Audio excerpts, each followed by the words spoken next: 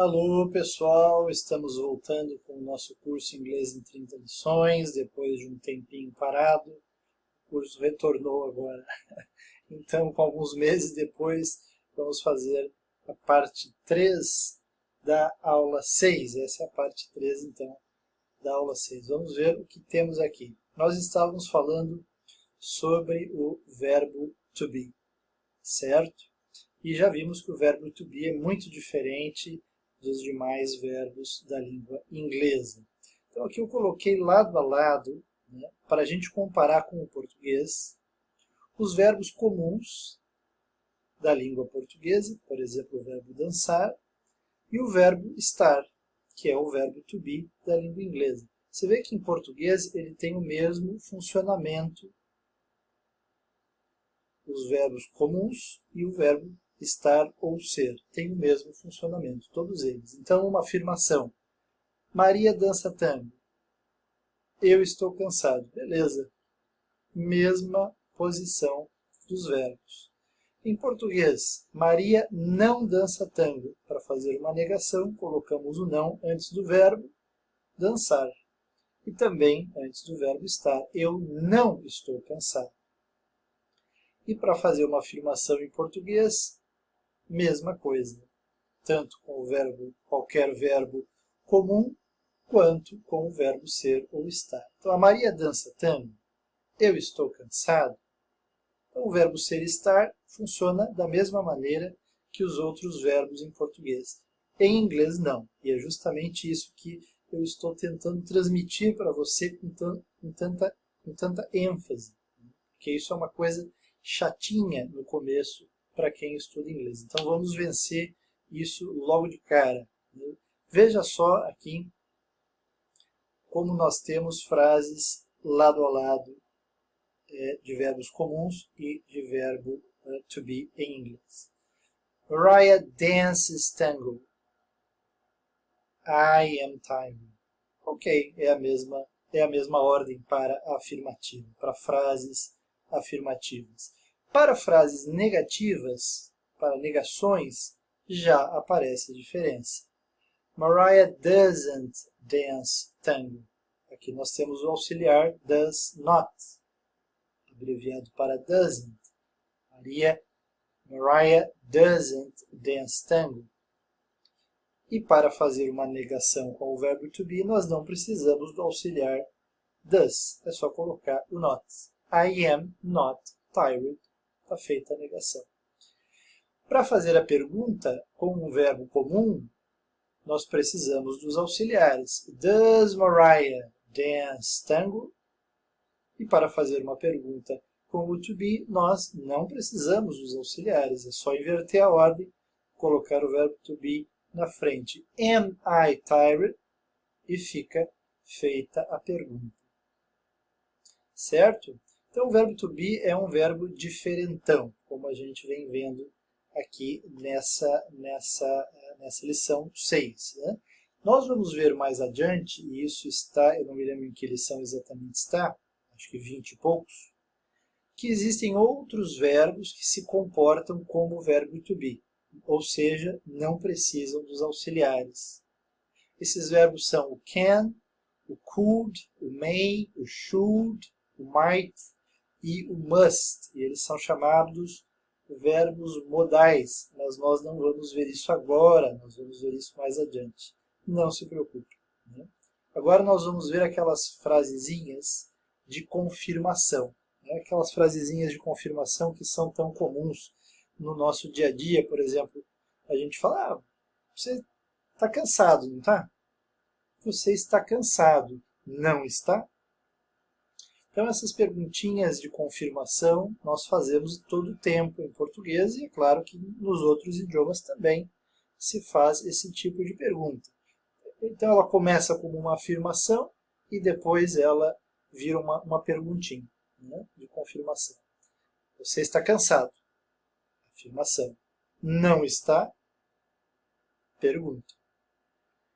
Mesma coisa em inglês, só que, é claro, o funcionamento disso é um pouquinho diferente. Né? Então, em inglês você teria assim. You are tired. Are you not? É possível também a ordem inversa, certo? Are you tired? Are not you? As duas coisas soam. Na verdade, pouco se usa essas formas completas, porque os nativos sempre vão abreviar. E aí, quando eles abreviarem, aí sim vai ficar sempre a mesma forma, né? You're tired, aren't you? Aí fica sempre assim. Geralmente eles abreviam. Nessas perguntas de confirmação, eles abreviam para essa forma. Aren't you? Aren't you? You're tired, aren't you? Se faz uma afirmação. You're tired. E depois uma perguntinha. Aren't you? Vamos ver mais exemplos. Ela é brasileira, não é? Ela não é? She is Brazilian, is not she? A ordem seria inversa, seria possível também. She is Brazilian, is she not? Mas como eu falei, eles sempre abreviam e aí eles abreviam para a mesma forma. She's Brazilian, isn't she? We are good students, are we not? Abreviando. We're good students, aren't we? Nós somos bons estudantes, não somos? Patricia is beautiful, is she not? Is not she? Mas eles sempre vão abreviar para Patricia's beautiful, isn't she? E aqui eu já coloquei de propósito, já para complicar um pouquinho mais, um apóstrofo S, certo? Depois o Patrícia. Esse apóstrofo S indica, é uma abreviação do is, né? Vocês vão ver muito isso, e isso é muito complicado para quem começa a estudar inglês, porque esse apóstrofo S pode ser a abreviação do verbo to be, nesse caso do is, pode ser a abreviação do has, que é do verbo ter também, né? E pode ser indicativo de posse. Não se preocupem com isso agora, mas é só para introduzir esse problema. Certo? Vamos adiante, então, para o tópico 6.12. A forma abreviada I ain't, que é a abreviação de I am not, ela estranhamente se espalhou para as outras pessoas do discurso também. Isso é muito estranho e é muito, muito, muito coloquial, muito informal. Você não vai ver uma pessoa falando formalmente dessa maneira. É o top da informalidade, do dia a dia, né, do inglês do dia a dia mesmo, da rua. Aí se usa o ain't, em músicas você vai ver muito isso também, né? Mas, então, você tem a possibilidade de abreviar ain't, fazer a abreviação ain't para todas as pessoas do discurso. Então, por exemplo, I am not Brazilian, eu posso dizer I ain't Brazilian. You are not beautiful, eu posso dizer you ain't beautiful. He is not intelligent, eu posso dizer he ain't intelligent. We are not happy, we ain't happy. You are not famous, you ain't famous. They are not tired, they ain't tired. Ok? Então esse ain't é muito, muito, muito usado. Em músicas principalmente. E para complicar ainda mais, o ain't pode ser um sinônimo de there is not, ou there are not, ou there is no, ou there are no. E às vezes só de not mesmo. Nós vamos ver tudo isso na lição 8, mas só para adiantar um pouquinho do problema, né? Quando a gente fala aquelas frases de existência, né? Quando tem um livro na mesa. Hoje em dia a gente usa só o verbo ter, né, para falar tem um livro na mesa, tem um gato no sofá. Né? A gente não usa mais o verbo haver.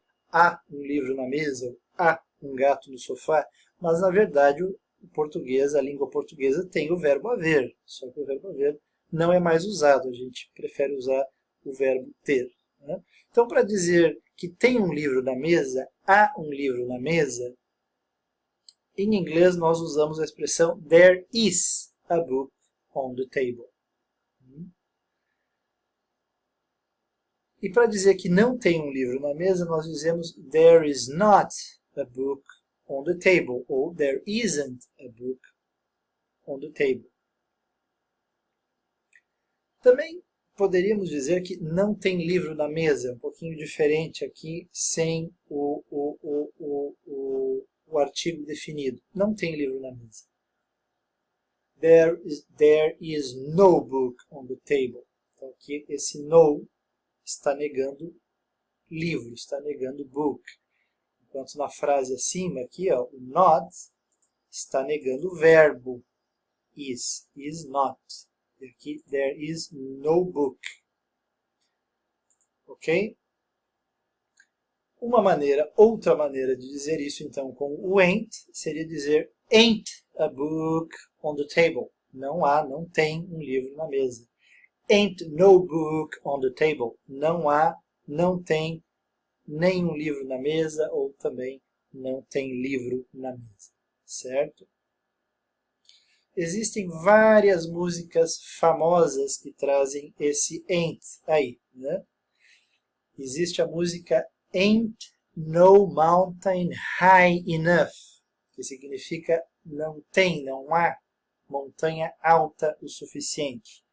No caso, essa música é um dueto, é um homem e uma mulher cantando, e eles dizem, não existe, não tem montanha alta o suficiente que vai separar o nosso amor. Né? A versão mais famosa dessa música está num dueto de Marvin Gaye e Tammy Terrell, que os dois morreram muito jovens, uma morte muito trágica em ambos os casos. Temos ainda uma música muito famosa que é Ain't No Sunshine, que significa não tem luz do sol, não há luz do sol. E a música continua Ain't no sunshine when she's gone. E não tem luz do sol quando ela se vai, quando ela é ida. Não tem mais luz do sol quando ela vai embora. O apaixonado está cantando para a sua música. Ain't no sunshine when she's gone. É uma música bem famosa também.